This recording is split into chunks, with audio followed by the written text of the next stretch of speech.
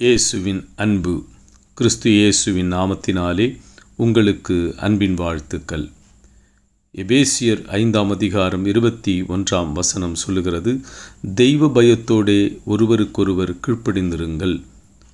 பிரியமானவர்களே, நீங்கள் ஒருவரில் ஒருவர் கீழ்ப்படிந்திருங்கள், தேவ பயத்தோடு இருங்கள். நம் இருதயத்தில் நாம் எப்பொழுதும் கர்த்தருக்கு பயப்படுகிற பயத்தை நம் இருதயத்திலே வைக்கும் பொழுது நாம் வழிவிலகாதபடிக்கு செவ்வையான பாதையிலே கர்த்தர் நம்மை நடத்த முடியும். எனவே நாம் கர்த்தருக்கு பயப்படுதலே ஞானத்தின் ஆரம்பம், பரிசுத்தரின் அறிவே அறிவு. எனவே அந்த ஞானம் நமக்கு வரும்பொழுது அநேக பிரச்சனையிலிருந்து நாம் நம்மை விடுவித்து கொள்ளுகிறோம். அந்த ஞானத்தின் மூலம் அநேக ஆசீர்வாதங்களை நாம் பெற்றுக்கொள்ளுகிறோம். அப்போ முதலாவது ஞானம் நமக்கு வரணும்னா நாம் கர்த்தருக்கு பயப்பட வேண்டும்.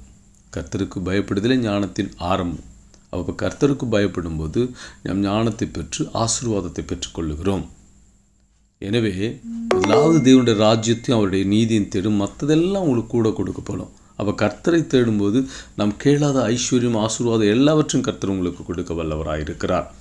எனவே தேவ பயத்தோடு இருங்கள். அந்த தேவ பயத்தோடு கூட ஒருவரில் ஒருவர் கீழ்ப்படிந்திருங்கள் என்று வேதம் சொல்லுகிறது. நாம் கர்த்தருடைய பிள்ளைகளாகிய நாம் ஒருவரில் ஒருவர் விட்டு கொடுத்து, நாம் ஒருவரில் ஒருவர் கீழ்ப்படிந்து, சான்றோருக்கும் பெரியவர்களுக்கும் கீழ்ப்படிந்து நாம் விட்டு கொடுத்து கர்த்தருக்கு பிரியமாய் வாழ்வது உத்தமமாக இருக்கிறது. அதை கர்த்தர் விரும்புகிற அப்படிப்பட்டவர்களோடு கூட கர்த்தர் இருக்கிறார். கர்த்தரோடு ஆசீர்வதிக்கிறார். நீ முதலாவது தேவனுக்கு கீழ்ப்படிந்து அவருக்கு பயப்படும் பொழுது கர்த்தரனுக்கு கனத்தை கொடுத்து உயர்த்துகிறார்.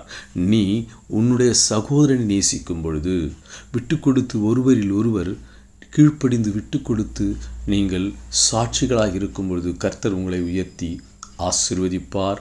இந்த மாதத்தின் வாக்குத்தத்தத்தை கர்த்தர் உங்களுக்கு கொடுத்திருக்கிறார்.